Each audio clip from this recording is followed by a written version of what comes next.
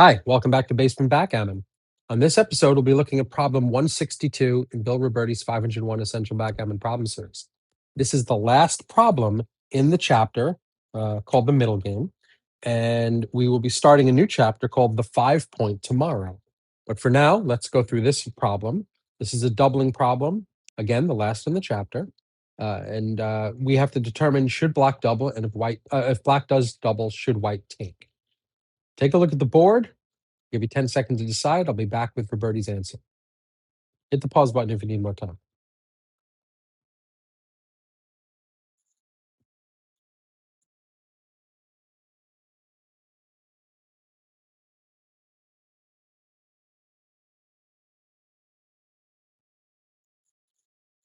Okay, so Robertie says this is a double from black, and it's a pass from white. White should drop this. Let's read why. Black has a nice 5 prime. Depending on where his checker on the 14 point ends up, he'll have several active builders for extending his prime. White's only game plan is to attack on the 21 point, and then use the time while black enters to slither up his backmen to the 4 point. This might work, or it might not, but even if it succeeds as planned, white will remain a solid underdog, double and pass. So the thing I like about this problem is that it illustrates the game plan that is going through each player's head. Okay, black has to either safety this checker or bring this guy down in order to have builders to extend the prime. Once he does that, let's assume that he does something like this, 6-1, right? Well, actually, that was a bad combination because 6-1 is probably over here. But let's assume 6-3. Okay, 6-3. Good. Now, this is what black has done with his 6-3.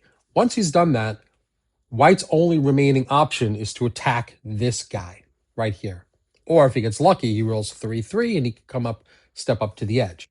But let's assume that he doesn't make that miracle number and he only rolls the some number to in order to attack. So he needs a 9 in order to hit, or he needs a 4 in order to hit, and most likely will be leaving their checker there and waiting for black to hopefully dance so he can use the time to do this. But even if he does do that, even if that happens, black dances a couple times and he puts 2 checkers over here, he still needs 2 more 6s to come out safely.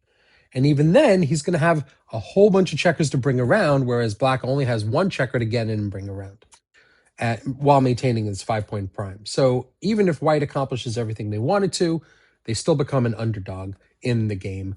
That's why this is a drop, and it's a good give from black to cash in the point. Let's see what XG says, though, because that's a lot of words from Robertie, a lot of good thinking. Let's see if XG agrees. I'll be back with that analysis in just a moment. And we're back with our XG analysis of the last problem of the chapter, problem 162. Robertie says this is a double and a drop. Let's see what XG has to say. Yeah, and this is a double and a drop, and by a large amount. It's a massive blunder to take this for white. It's a 35.8% equity gain for black if white takes the double here. So definitely in this position, drop it. Go on to the next game. If you're in a match, well, you'll have to decide where you are in the match. But in a money game, this is an easy drop. I hope you got this one. I hope you're liking the analysis and liking the video series. If you have any questions or comments or any suggestions, please leave them in the comments below. In the meantime, if you're not subscribed to this channel, please subscribe. It's very important to us. And I will see you tomorrow with problem 163, which is the first problem in a chapter called the 5-point. So we'll see what that's all about starting tomorrow. Thanks for watching. Thanks for following along. It's a lot of fun. I'm loving doing this. And I will keep up with it all the way to the end of the series, I promise. So that's 501 problems.